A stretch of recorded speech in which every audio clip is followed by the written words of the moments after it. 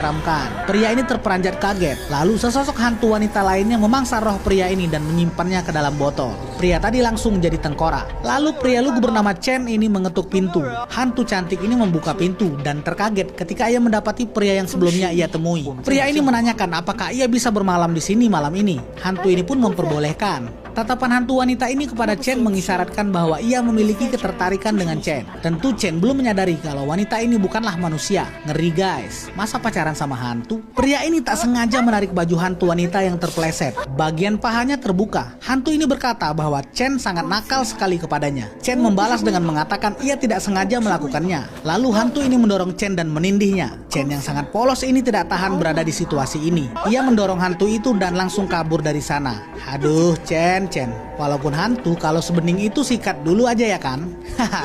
Iya, kan Chen ini belum tahu guys kalau wanita tadi adalah hantu. Si hantu cantik malah tersenyum melihat tingkah Chen. Lalu Chen berjalan di tengah hutan untuk mencari penginapan lain. Namun si hantu masih mengikutinya. Chen lalu bertemu seorang pria.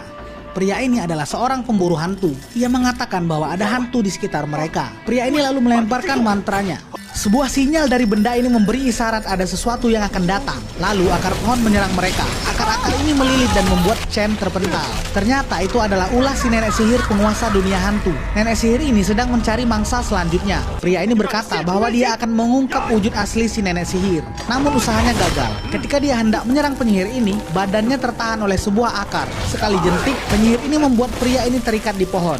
Sementara Chen dan si hantu cantik hanya melihat dari balik pohon. Lalu penyihir ini menyeret Chen hingga berada di hadapannya. Ia mengendus wangi roh manusia yang sangat segar. Chen akan menjadi hidangan makan malam si penyihir jahat. Ketika sedikit lagi penyihir ini akan memakan Chen, sebuah pedang melayang menyerang si penyihir jahat. Hal ini membuat penyihir jahat ini benar-benar marah. Seorang penyihir jahat sedang mengamuk. Ia menyerang pria ini dengan akarnya. Chen yang terpental diselamatkan oleh si hantu cantik.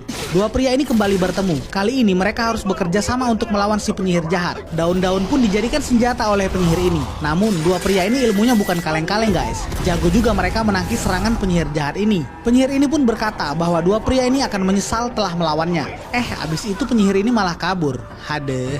Di tempat lain, di sebuah kapal hantu, penyihir jahat ini marah besar kepada si hantu cantik yang bernama Xiao Shan karena telah membantu manusia. Penyihir ini pun berkata bahwa ia tahu semua perbuatan Xiao Shan kepada pria bernama Chen. Penyihir ini mengampuni Xiao Shan dengan syarat ia harus membawakan pria bernama Chen ke hadapannya. Ada hantu cantik bernama Xiao Shan sedang mandi. Temannya menyiramkan air ke sekujur tubuhnya. Saat ini hantu cantik ini galau dengan misi yang harus dilakukannya. Ia harus mengambil jiwa seorang lelaki yang sebenarnya ia sukai. Ia terpaksa melakukannya karena perintah si penyihir jahat. Teman hantu ini berkata bahwa ia harus bersabar karena suatu saat nanti ia akan bebas dari belenggu si